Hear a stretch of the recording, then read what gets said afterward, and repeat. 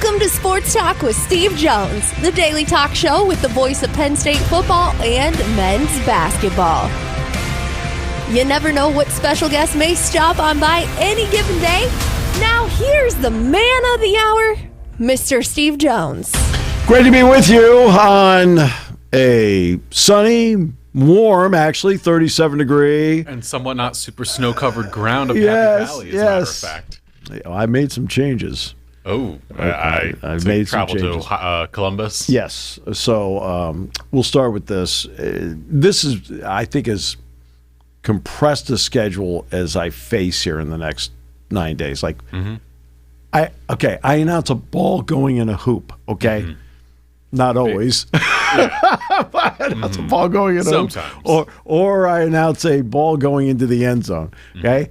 It's about as fun as it gets in life, all right? So tonight's the return to rec game. And it was interesting yesterday.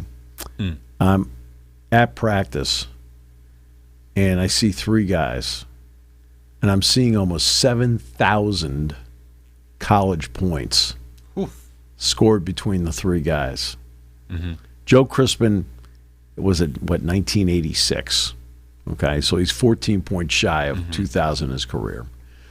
Battles Penn State's all-time leading scorer. He's got, 2,200, whatever. Okay, like 2,212, 14, some number like that.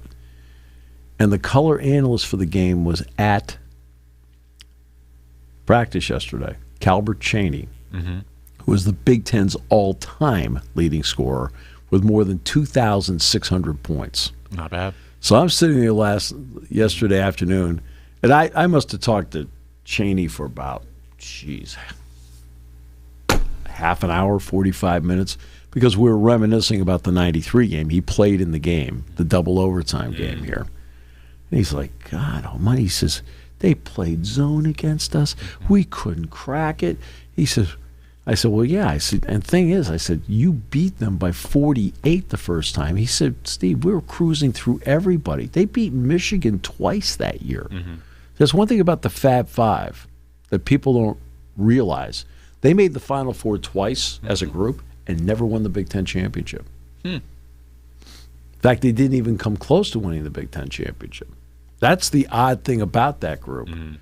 And we talked about that, and I was telling the producer from Fox, I said, not only you get over 2,600 points, I said, but the gold standard for a player in a season is to average 1.5 points per shot in a season. At that point, you have, coastal property in Costa Rica, right, just down the street from where you have stuff. And he, for his career, averaged 1.5 points per shot. Not bad. Not bad at all. For his career. Yeah. Now, why do I know that? Because remember, Kelly Mazzani was going after, and they were touting the Big Ten record and so forth, and she surpassed it for total points. And so I really took a long, hard look at Chaney's numbers. And I was like, 1.5 points a shot? You got to be kidding me. Because Kelly, and I think the world of Kelly. Kelly averaged about a little bit less than 1.1 points a shot. All right? That's just a factual thing. It's not a commentary thing. But I was just like, wow, Chaney, because I always felt like Chaney was efficient all the time. So the game's in Rec Hall tonight. There is something for those of us, and I've done, who knows how many games I've done in there. Between everything I've done in there, I don't know. I probably have done in my career at least 300 events in my career in there. Not bad. Problem, it could be 400 between all the basketball games I did, between all the Big Ten Network events I've done in there. You have to remember, I've done between WPSU TV and the Big Ten Network, I've done probably, I don't think people realize, I do, I lived it, I probably have done at least 40 to 50 wrestling matches in there. I probably have done at least 40 to 50 women's volleyball matches in there. I've done men's volleyball in there, including the Final Four. I've done men's gymnastics in there. I've done women's gymnastics in there. And I'm talking like not just like I've done women's gymnastics. I probably did between 10 and 20 women's gymnastics dual meets in there. I probably did between 10 and 20 men's gymnastics dual meets in there. Because, again, WPSX had, for a long period of time, the contract to doing that. I mean, that's where the world-famous story that I've told you about counting silos. Mm-hmm. Okay, we have fun with that. Okay, well, the reason it came up was that I did a basketball game at Northwestern on a Thursday, mm-hmm. and then I flew back to do wrestling on a Friday because they needed me to do it. I said, okay, fine. And I flew right back to Chicago to meet Dick, who covered the Villanova DePaul game in the meantime. And then we got in the car and we drove to Champaign. And Dick says, we're not going to do the license plate game. Let's count silos. Oh, you vague. And I'll never forget 232. That was the number. Right? 232. All right. But that's the way it gets. And plus all the women's basketball games that I did in there. You have to remember all the women's games I did. TV. Mm-hmm. And that's where I ended up working with Doris Burke for a period. I did 5-6 games with Doris Burke on TV in there. But I was also the radio play-by-play guy for women's basketball from 1980. I did Rainey's first game. It was against Howard, I believe it was. Mm-hmm. All the way through. The last time I did radio was like I filled in 87, but up through 86. So I did all those games over the years. So I did at least 6 seasons of women's basketball where I was the play-by-play guy. I know they think somebody else did them the entire time. That's actually not true. You spent quite a few years years doing games in Rec Hall, going back to college. Remember, it goes back to college in 78, right? When I first came to University Park, I spent 2 years at Wilkes-Barre. So I may be underselling myself at 400 in there. Yeah. Now, for the third straight year, the return to rec for both men's and women's Here's the happening. Here's the irony of this game. Here's the irony of this game. The last regularly scheduled, I mean, instead of a special event game, like this is the last time we're playing in Rec Hall before we go to the Jordan Center, was January 7th, 1996. Penn State was actually undefeated and ranked 25th. Okay? And the opponent was? Wisconsin. And now the Badgers make their way in here. They're 13-5. They're good. They're floating around the 25 to 30 spot, They're kind good. of in the rankings. They're good. Strong team, make their way in here. Of course, the last time these two teams faced was in Madison. Well, the last 2 times they played each other, Penn State won. They won at the Jordan Center, and they won out at Madison last year. So, look, Nick Boyd, left-handed, really scoring. I want to say Boyd, San Diego State, I think. He came in from San Diego State, yes. And left-handed, scoring. But, again, it's interesting how he's scoring. This is not a guy going out and nailing 5 or 6 threes in a game. No. Like, when he scored 30 whatever against Rutgers, he was 2 of 4 in threes. He's averaging 20 points, shooting 31% from 3. He is driving his brains out, left-handed. Good scorer, good player. Blackwell is just I've always liked John. Ever since he was always kind of a little different kind of player that Wisconsin needed, athletic, can take you to the bucket, but he is a terrific catch and shoot kind of player. You've got to play out on him. Nolan Winter is the guy I want to bring up above all. Because when you have an established program, you get a Nolan Winter. And like, well, what does that mean? Explain. Right? Yannick Koenen-Niederhauser, under the Graham plan, would be the center for Penn State this season. And that means Ivan Juric would be playing 8 to maybe 14 minutes a game. He'd be the 2. He'd be the number 2. Right. So he'd be working his way in, getting his experience, working against Yannick every day in practice, the whole thing. And then when Yannick then would have left after this season, he would then ascend to the top spot. He'd have all this experience. For the most part, it'd be really good experience. And you go from there. Nolan Winter, that's how he came up. First year is like, okay, you can see, flashes. He can play, right? But then, he got more time because, they had Kroll, Stephen Crowell last year and people like that, right? And they had Tyler Wall before that. So he was able to work his way in. Now it's his time. And I want to say he's averaging between 12 and 14 points a game. Sitting on 14.3 a game, 8.7 rebounds, a little over a block a game. Right. But he's a junior now, right? And that's a big difference. He was able to grow up in the program behind guys that took the pressure off him but also made him better in practice. Well, Yannick, of all the crazy things, ends up doing so well. He gets drafted. And look, Yannick went down and he worked out for the 76ers. And you can start to tell that between what he's doing first at the G League Elite Combine and then at the NBA Combine, he's moving up. Like, he was probably in the mid-40s, but when he started, probably right around there. Kind of hovered, and all of a sudden, boom, he's in the 30s. And then guys started to announce one after another what their intentions were, and several were going back a lot of players to college. Well, through attrition, he now moves up. And I've already told the story about when Penn State practiced in the Intuit Arena, which is where the Olympic basketball is going to be in 28. Penn State practiced there. It's home of the Clippers. The Clippers spent, and this is the first day Ben Simmons had come in. Simmons is there. The Clippers people are all talking to Yannick. I'm like, okay. That's why when it came up to the draft, what team did I tell you?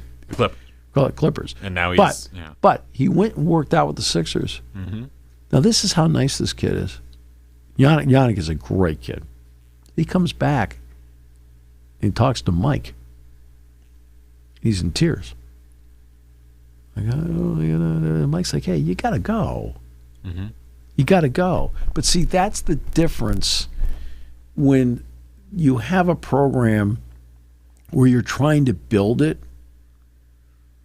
and instead of having Yannick be the guy and Juric getting maybe 8, sometimes 14 minutes a game, depending on the night, okay?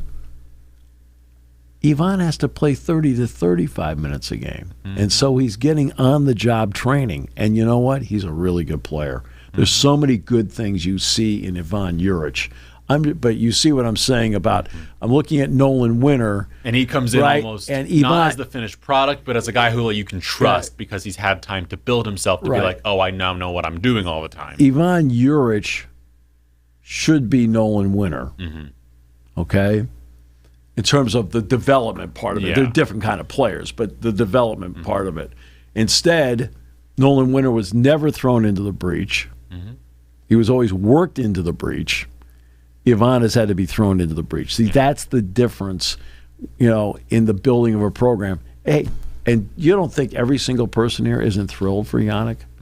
Every person. Mike's thrilled for Yannick. I'm thrilled for Yannick. He's such a great guy. And guess what? He's doing well. Yeah, he's averaging about 9 minutes right now for the Clippers. They love him. No, you talk to the Clippers people. They love him. Right? Like, okay. So that's what you have tonight. But this arena, you and I are going to go out to Northwestern next week, which means we'll get a chance to look at the stadium. Brand new football stadium. Right? Because Welsh Ryan is literally right next to the stadium. It's like they're separate. Ryan Field? Yeah, Ryan Field. Yeah. So they're right next to each other. There's like a little driveway separation. That's about it. Okay. Well, it's going to be Penn State's going to play there this year. Date to be determined on Tuesday. It's like, what are we doing? I know. But that aside, we'll get a chance to look at it. Ryan Field is going to be, I think, 35,000 seats. Sounds about right. When it's all said and done. Welsh Ryan Arena, you have not been there, right? I've not been there, no. Okay. Kyle, you're going to see exactly the kind of arena, and please, this is not a Rip the Jordan Center thing. Please don't take it this way, okay? But this is the kind of arena Penn State should have for basketball. Right? I'm just talking idealistically here. Okay? Give me an idea of what that means. As someone who has not been there before, I can guess more closed. Everybody's right on top of the court. Second deck, right up on top of the court, and it's 7,000 seats. Okay.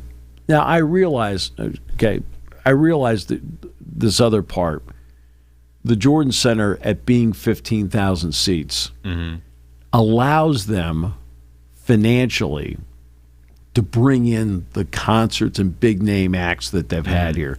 They've been able to bring in Paul McCartney, bring in Bruce Springsteen, bring in the Eagles, bring in Taylor Swift, bring in Carrie Underwood, because at 15,000 seats, they can then at least make the ticket semi-affordable. If it's a smaller arena, they can't, because they can't meet the number that the performer needs. Okay? The performer needs a certain number. Small arena doesn't. So I understand all of that. But I'm talking idealistically from a basketball point of view. Let's see, where have you been? I have been quite obviously Syracuse. Syracuse, Illinois, Nebraska, Iowa. Okay. So you've been to like the 15,000 seat arenas. All right. To be honest with you, 10 probably is right. 10's probably right. I mean, even 10 here is correct. But the way, when you see the design of what Northwestern did with it, they gutted the place. I remember Jack Ham and I sitting in the broadcast booth, and we literally could look through Welsh Ryan Arena because they'd torn out the walls and things like that, and we're working on the guts of it at the time. Well, and they had to play 1 year at Rosemont. Oh, talk about a dreadful place. But when they were done, you walked in and went, wow, did they do a job here? Now, I'm talking idealistically for basketball. I'm not talking about anything else. In other words, Penn State can, I guess Northwestern did host the Big Ten Wrestling Championship. I don't know how they did it in there, but like Penn State can easily do it by putting all the mats out there just on the configuration of the building. But arenas probably should be in college basketball now, 7 to 10,000. Yes, I know you're going to have the outlier like Rupp is 22. Thompson Bowling at Knoxville's 23. You know the story on that, right? You want to know why Tennessee's is 23,000 seats? Because Kentucky's is 22,000 seats? They had to have 1,000 more seats than Kentucky. Are you surprised by that, Steve? No, I've done games in there. And what's interesting is you look at the upper levels of Thompson Bowling. It's a beautiful arena. But they're bleachers. Well, that's like, hey, we ran out of money. Just slap down some bleachers. Make sure we get to 23. We're good. Right? But you're going to get, okay? So, yeah, it's great. But the football stadium part, 35,000 is the right number for them. It's smart. It makes, if you get to be good, now tickets are desirable at a premium.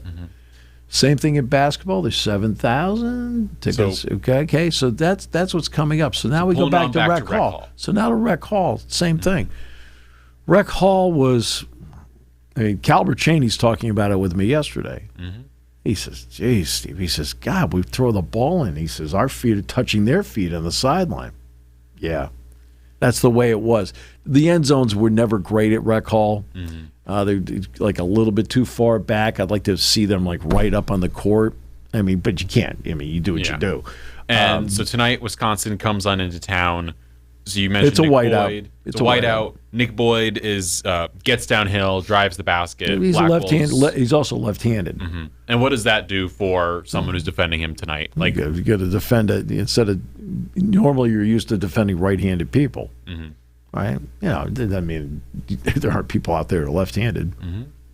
Yeah. Okay, but you know, it just means you've got to make sure you're conscious of the fact that when he's going to drive, he's going to go to your right instead of to your left. And what does Penn State tonight have to do to beat the Wisconsin team? Of course, last year was a different story.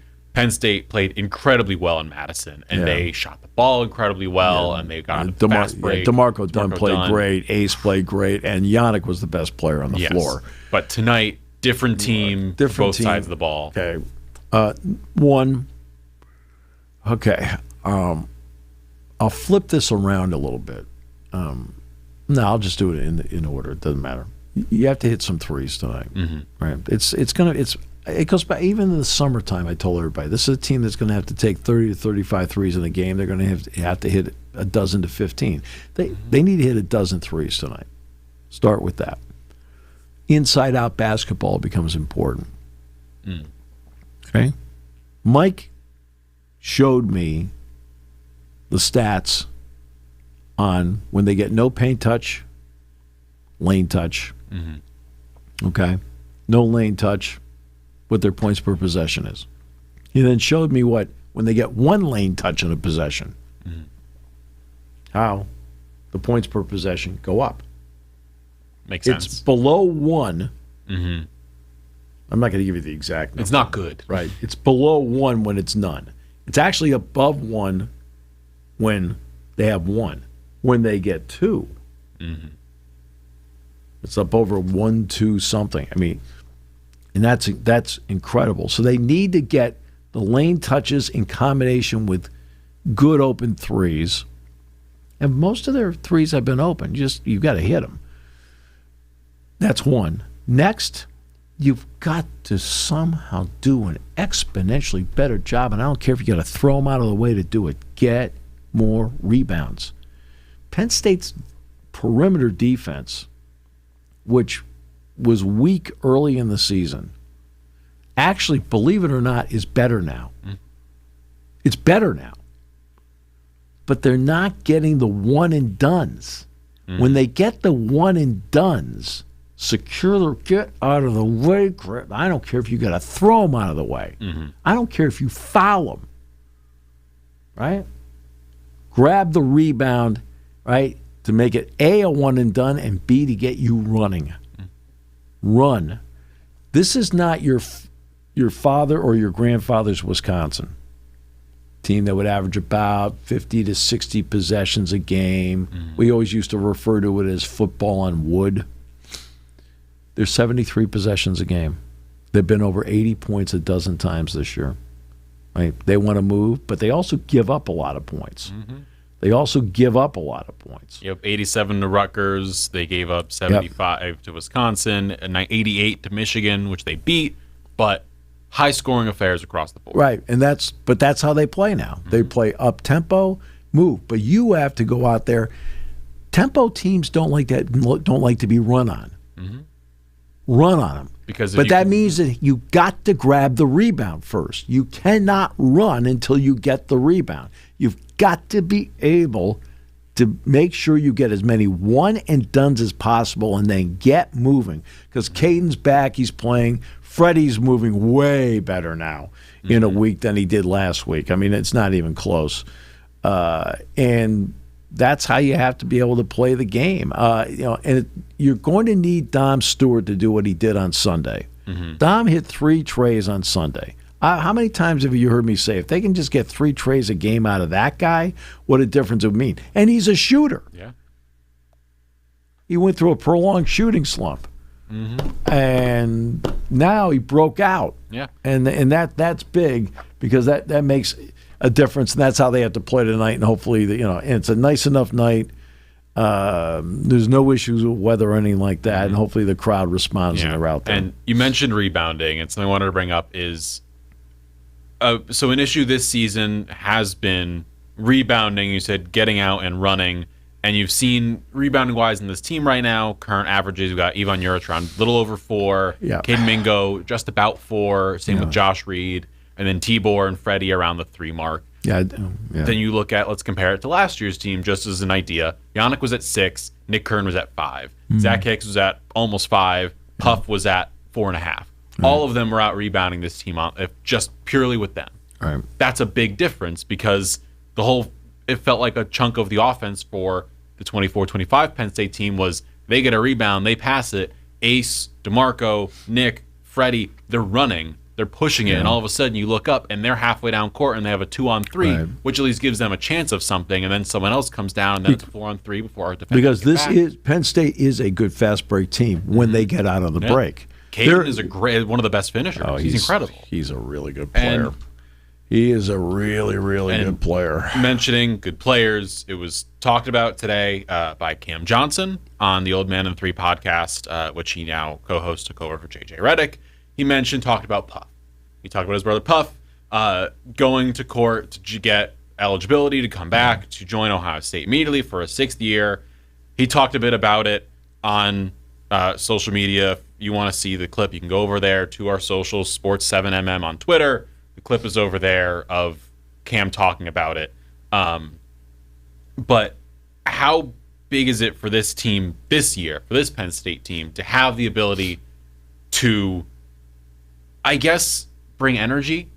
Because it feels like sometimes the team has a freneticism to them, but not an energy.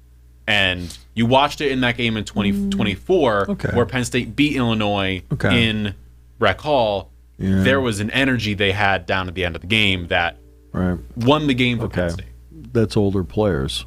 Now I realize, Brown made a couple big plays and he was a kid. But like Zach Hicks hit the 3 free throws at the end. Energy. You have to play with the lead. Penn State has not been playing a lot with the lead. You have to play with the lead. It brings with it more energy. When you're constantly fighting uphill, because you need a good start. But when you're constantly fighting uphill, so you look at the game at Maryland. Well, the start of the second half, they outscored them 20-1. They had plenty of energy there because they're fighting. Right? And it's not just the 20 they scored, but this tells you about I mentioned the defense has gotten a lot better. They only gave up 1. Yeah. Which means they're playing great defense. Right. You are. And guess what? How many one and dones did Maryland have? Over and over and over again. And Penn State was able to get out and run and so forth. Energy comes from the ability to play with the lead. And for young players fighting uphill, it becomes difficult. And and then you try to do things by the numbers. Then maybe you make a mistake. And then you get to the end of the Michigan game, and then of all things, a veteran makes a mistake. And then of course it's just, and then of course you have the ultra intelligent individual who wants to let everybody know their opinion. Like, well, what kind of play was that? That's just horrible, bad coaching. Then you explain it to them and they go, oh, I didn't know that. Then why did you talk? Ask the question. Hey, can I ask, he said, what happened at the end? Did somebody miss something? Right? Why don't you ask that question instead of assessing blame, throwing out your opinion, right? And I'm the smartest guy in the room, and over here in the back, actually you aren't. Okay, no, but I'm saying, so many people are critical without having any knowledge of what's going on. Like that play there, a guy made a mistake, it's not a complicated play; it's a simple play, and simple play with 2 options off of it. Well, now, because one guy made a mistake, one of the options is gone, and now you have to create, And so, but with young players, it's they need to get a result somewhere. They need to break through and get some validation for what they're doing. Northwestern, to its credit, did it last night. They won at USC. So they broke through.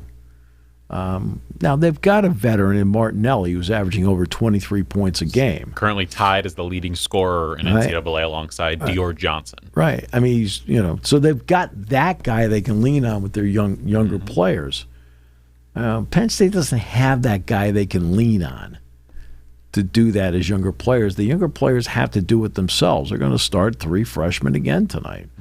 And that's just the way it is. I think they'll start 2 freshmen tonight. My apologies. They're going to start 2 tonight. But 5 of them are going to play. Mason Blackwood's going to be a really good player. He's come on real well this season. He is going to be a really good player, no question. And Melly's got the weird thing about Melly is this. You watch a practice and you can. I mean, it doesn't take a genius to sit there and go, sucker knows how to play. Right? Gets into games, it gets physical. You want him to just. I mentally, I need him to be more aggressive. Right? You're a good 3-point shooter. Take them. You can drive to the bucket at angles. Go ahead. Attack it. Right? You're a good inside-out player. You drive to the bucket, kick it out. But be aggressive. Melly, when he's aggressive, is really good. When he's tentative, because he's trying not to make a mistake. I got that. Go ahead. The heck with the mistakes. Just go. Just go. Because you can see. Well, I think it's difficult for the fans to see because you only see the game. So I understand that part. So they're like, really, Steve? Really, Steve? You watch him practice. He knows how to play.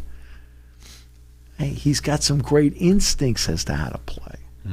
And so, I mean, if he could just be just more aggressive. Hey, take the shot. 3-pointer, take it.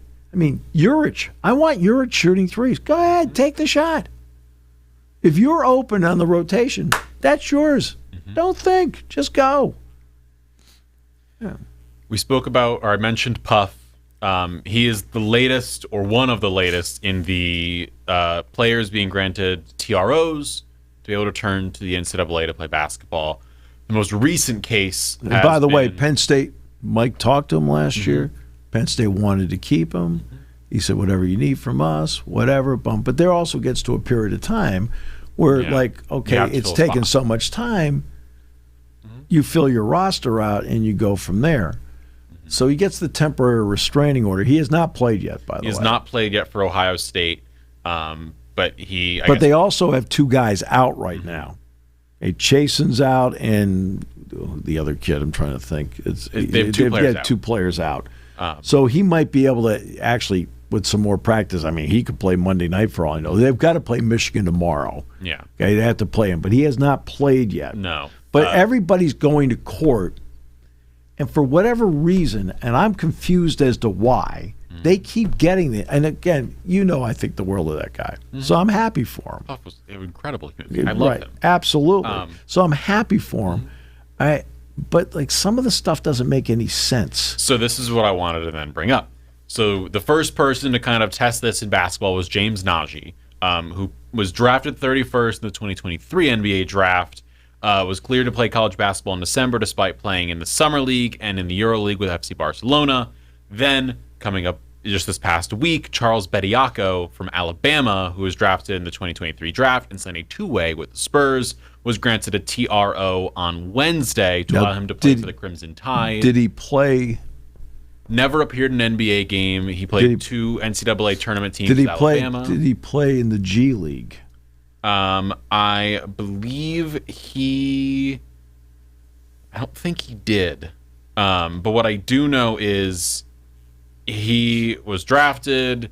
2-way contract has kind of been the number of, if you have a 2-way contract, they don't expect you'll be able to. No, well, 2-way contract works this way in the NBA. Jalen Pickett had it. You're allowed 17 roster spots. 2 of them are two-ways. Yeah. So Andrew Funk had a two-way. Seth Lundy had a two-way. I don't think Pickett did. Pickett did at the start, and they converted it into a full contract. Right, he's got a full contract now. Now he does. Right. So they had two-way contracts. Andrew Funk did with Chicago.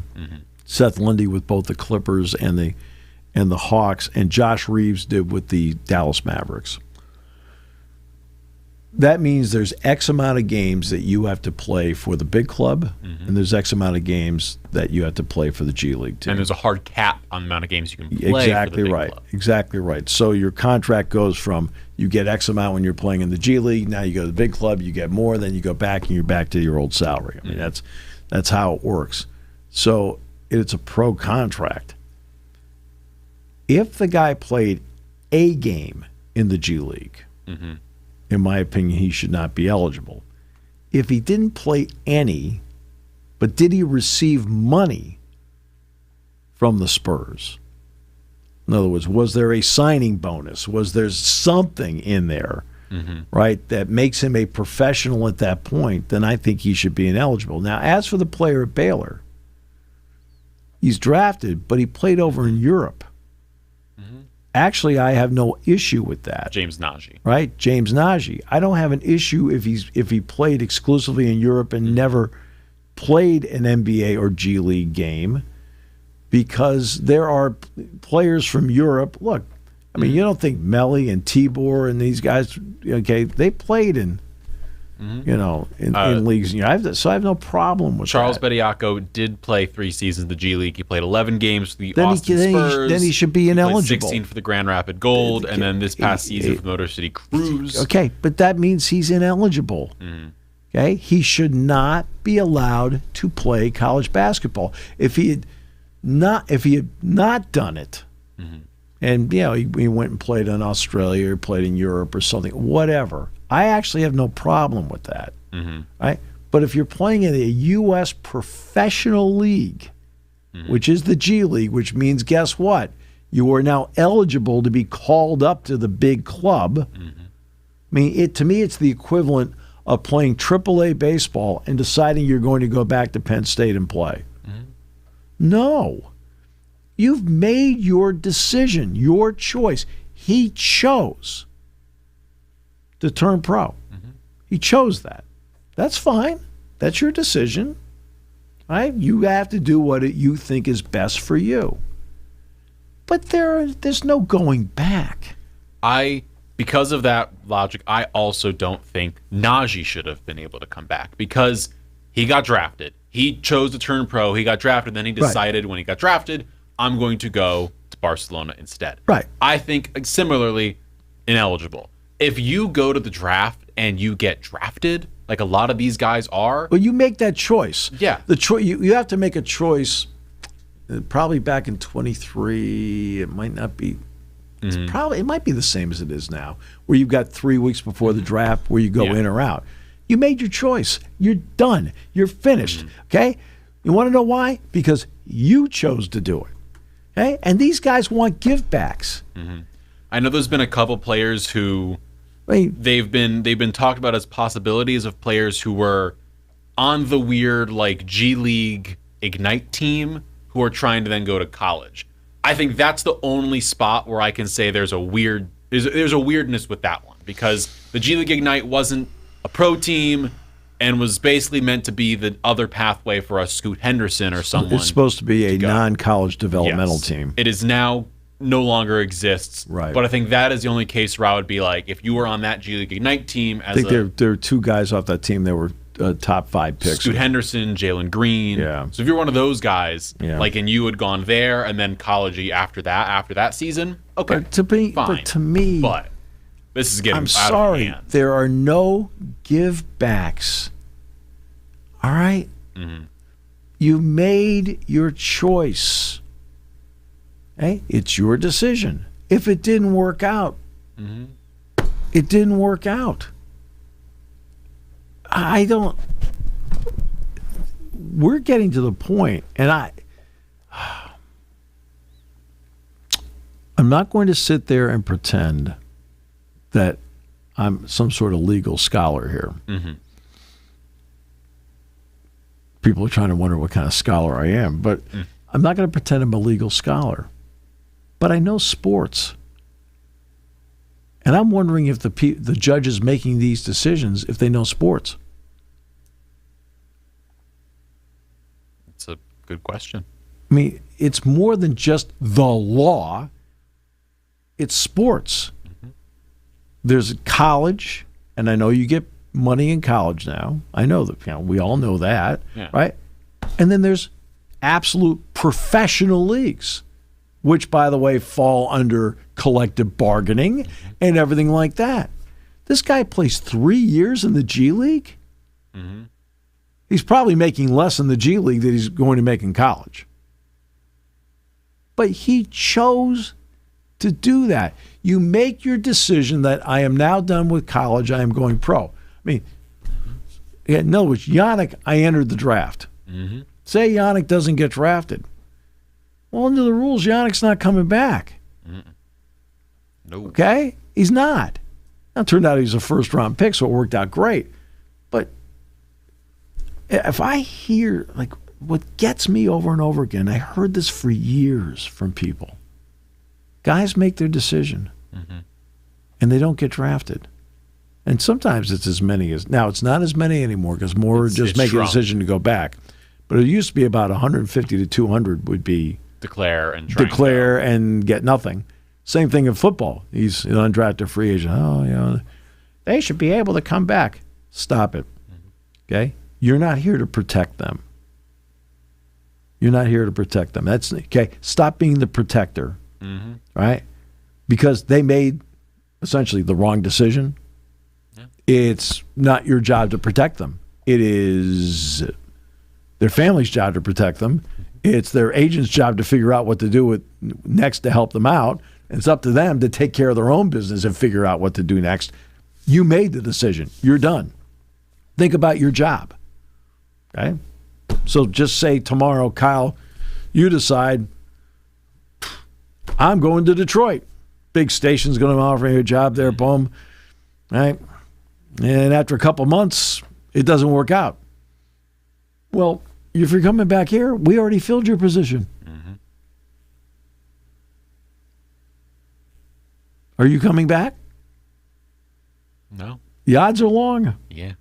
Right? That's because that's life. That is how life works. And we keep coming up with all these exceptions for athletes that, well, stop it. That's not how life works.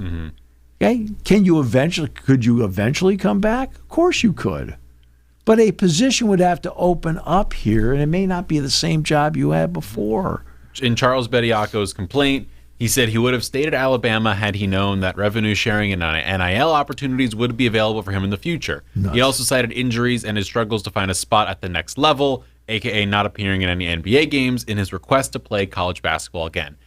So, two parts. And where's he going back to? Alabama. Nate Oates has basically said he's going to play him and he'll join Alabama facing Tennessee in Tuscaloosa on Saturday. And they've had defensive issues at Alabama, so he's probably going to be a part of that squad trying to play there. So let's take the second part of that first. I struggle to find a spot at the next level. That's not an issue that you get to. That's not a reason to get to go back to college. At all. At all. Zero. Not a bit. The NIL part is in the second portion of that, or I guess the first portion he stated, which is, of course, when the rulings were made, was it last year, that all the back pay that's going to get paid? No one thought NIL was going to happen. He is getting back pay. He's getting back pay. So everyone's getting this back pay, and it's all happening. And, no one thought NIL would be what it is right now, where money is being, where AJ DeBonsa, again, is the fifth or sixth highest paid basketball player in the state of Utah. But at the same time, when everything was slowly going that way over the past 5 years, you kind of thought at some point it was going to happen. And he was in the middle of that window where he was in his second season. Okay, you're a professional. And then he declared. Okay. I would look him straight in the eyes and say, you're a professional. There's European leagues, Japan, Australia, Uruguay, right? They're professional leagues all over the place that you can go to. You've already told college, the heck with it, I'm leaving. Okay? That ship has sailed. And yet a judge says the ship has not sailed. No. Okay? Again, I'm not a legal scholar. But I don't understand why the temporary restraining orders are being offered here, because it's not just the legal part of it. You have to know sports. And under the agreement, he's getting back pay. Okay? Because he's a post-2020, a post-2016 athlete. He's a post-2016 athlete. So he's getting back pay. Okay. Well, there you go. There was your revenue share. You got it. Okay. But now you've got to get on with your life's work. It's time to get on with your life's work. You made your choice. You want to go back to Alabama and finish your degree, go ahead. You can't play basketball because you can play basketball in Europe. You can play basketball in Lithuania. You can play basketball in Uruguay. You can play in Paraguay. You can play in Japan. You can play in New Zealand. You can play in Australia, or you can play in the G League. Okay? You can do that. All right? Yeah. And yet they're getting do-overs. Do-overs. How many of you in your life have wanted a do-over on something?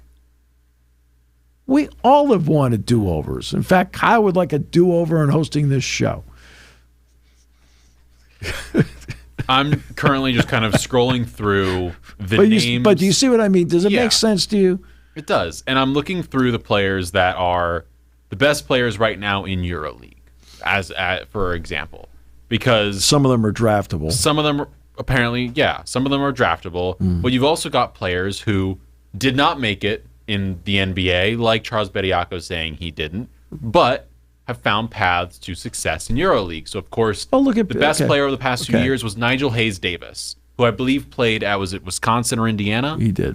And he was great. And then he went over to Europe and was EuroLeague MVP, was incredible. Who's the best player in Europe right now? Kendrick Nunn. Right. Nunn went to the NBA, played for the Lakers. Started out at Illinois. Played for the Heat, played for the Lakers, bounced around a little bit, went to overseas to Panathinaikos, is now one of the best players in the league. Look, Mike James was with the Lakers for like a year and a half, now finds his way over there. You've got someone like Evan Fournier, who of course signed big contracts, but very notoriously got thrown out of New York because they thought he wasn't good enough, and is now one of the best players for Olympiacos. Joe Crispin played with the Lakers, and he played with the Phoenix Suns.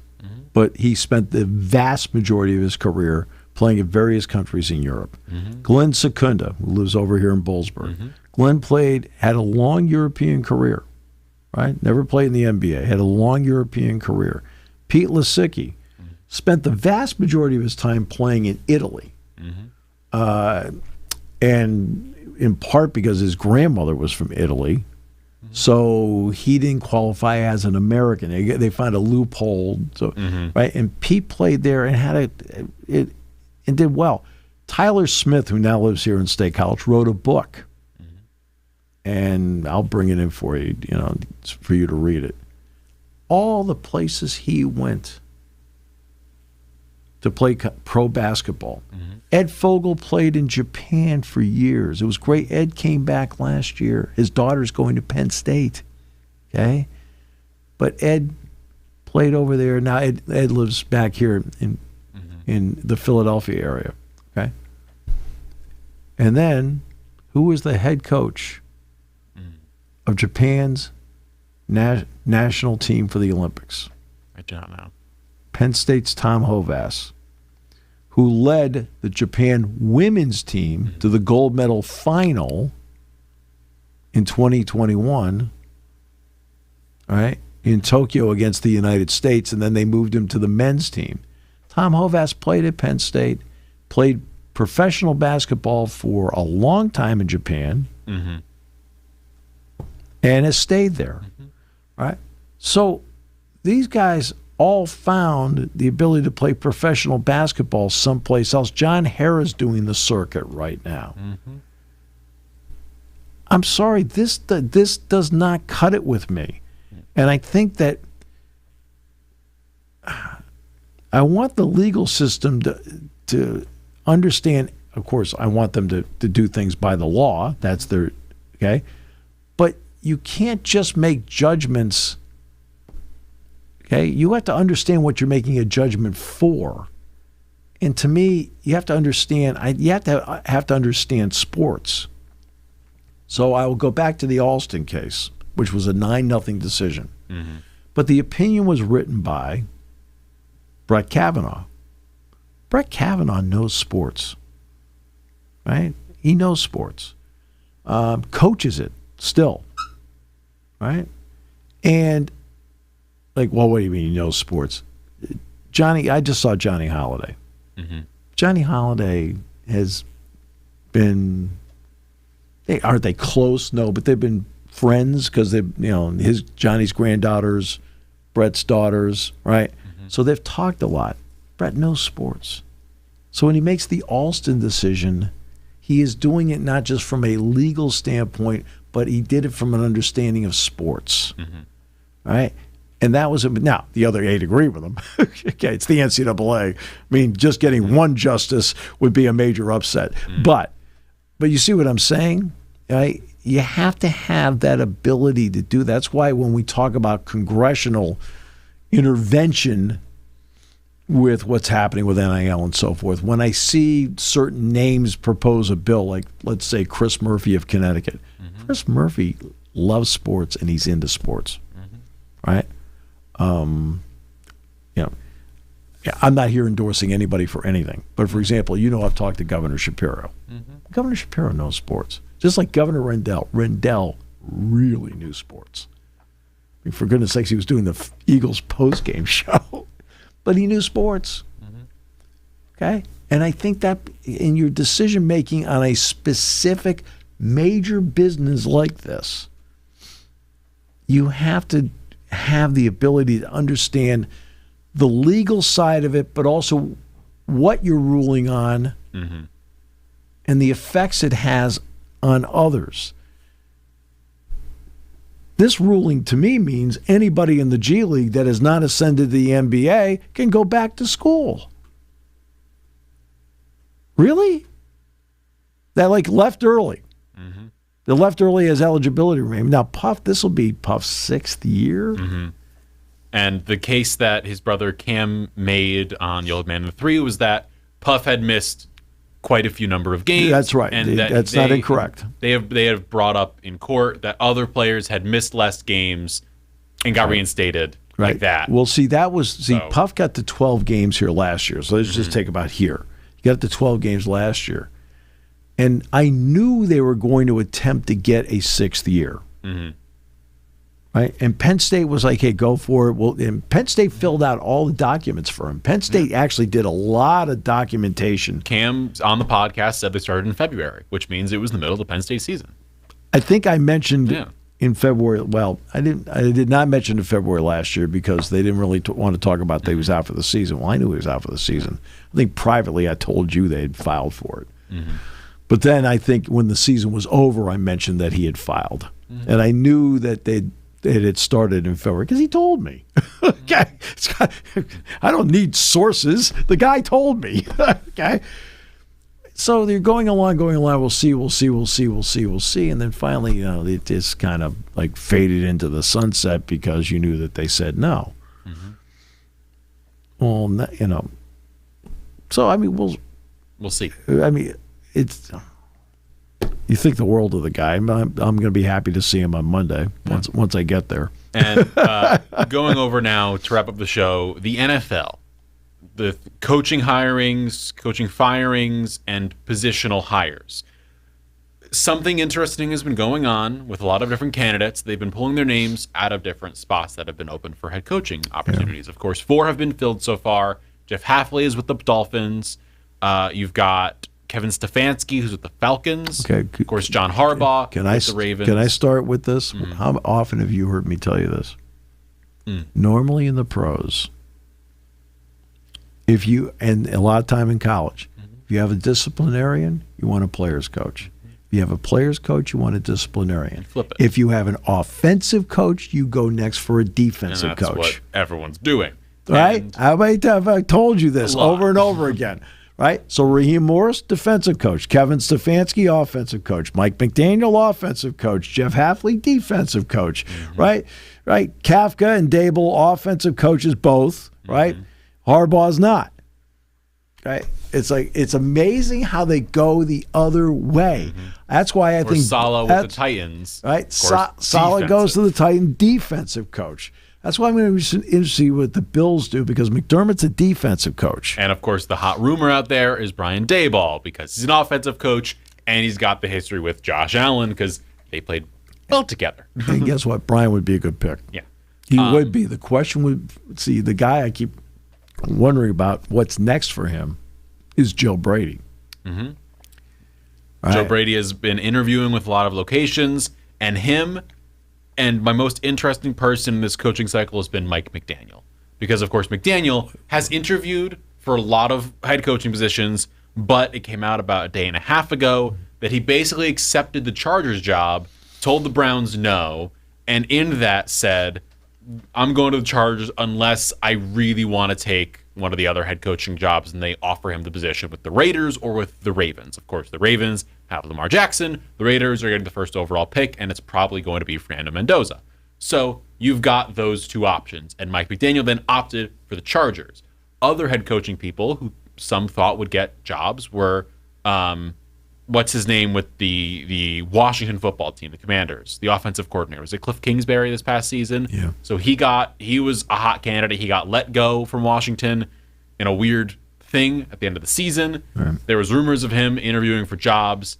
He then has opted, no, I'm going to interview for offensive coordinator positions because I think there are more interesting offensive coordinator positions out there than there are head coaching positions. Because you're an offensive coordinator, and Mike McDaniel, oh yeah, I'd love to go coach with Justin Herbert and the offensive line they've got in LA, and then the skill position players we're getting slowly but surely. Or, oh, I'd love to go join the Ravens and be offensive coordinator for Lamar Jackson, or be offensive coordinator for Josh Allen. Like, or if you're the Lions, you need an offensive coordinator. All of a sudden, you get there, you've got a good quarterback in Jared Goff, two great running backs, great receivers, great offensive line. Like, is it weird to say I'd rather be an offensive coordinator than a head coach in the NFL? That's what's happening. Number one, you make a lot of money as the offensive coordinator in the NFL. Just like you make a lot of money now in college as a coordinator. You're not making as much as the head coach, but you're also not taking a vow of poverty. And you're taking care of half the ball instead of the entire football team. Okay? And if you've got the talent on that side, I don't think it's actually a bad job to become the offensive coordinator of the Giants. Because with Dart and Scattaboo and Neighbors, Theo Johnson, offensive line, it's not that bad. You actually have the foundation of maybe something. So far, the hirings have been, of course, Giants brought in Harbaugh at head coach. The Commanders brought David Bluff up to offensive coordinator. God, I remember announcing him when he played at Purdue. The Lions hired Drew Petzing, who was the Cardinals OC the past 3 seasons. Dolphins hired Jeff Hafley with GM John Eric Sullivan from the Packers. Right. Titans got Saleh. Chargers have McDaniel, which is expected. The Falcons hired Stefanski. Matt Ryan's the president of football operations. And then Tommy Rees came down from Cleveland with Stefanski to be the OC there. Right. So Cleveland needs an offensive coordinator. The Chiefs went back to the Eric Bieniemy route. They brought him back on over as their offensive coordinator. The Bucs also today just hired Zach Robinson as the OC. He was with the Falcons this past season, and now he is going down to Tampa. So, an interesting swath of candidates. Well, that means everything in Cleveland's open. Everything in Cleveland's open. Now, Jim Schwartz, the defensive coordinator, and their defense is outstanding. Oh my gosh, outstanding. He is evidently interviewed for the head coaching job, and don't hold it against him that they went 0-16. You can only do so much with when Detroit. Yeah, I talked to Derek Williams about Jack and I talked to Derek Williams about that because Derek was the third broadcaster for us. He said the most excruciating football season he ever went through in his life. He says if you don't think that like players care, he says it was killing them every game, trying to somehow get one. It's hard. Myles Garrett broke the sack record and was getting double teamed on every play. Yeah. And their defense was still incredibly strong. Yeah. You look at, was it Carson Schwessinger, the linebacker, was incredible for them, the rookie out of UCLA. Like, they're an incredible defense. Yeah. And they had no offense. And No, they don't. No, they do not. Thank you for listening to Sports Talk with Steve Jones, a 7 Mountain Media production. Come back at 11 every weekday for analysis of the latest happening in the sports landscape. From college football to European soccer, Steve and Kyle cover it all on Sports Talk with Steve Jones.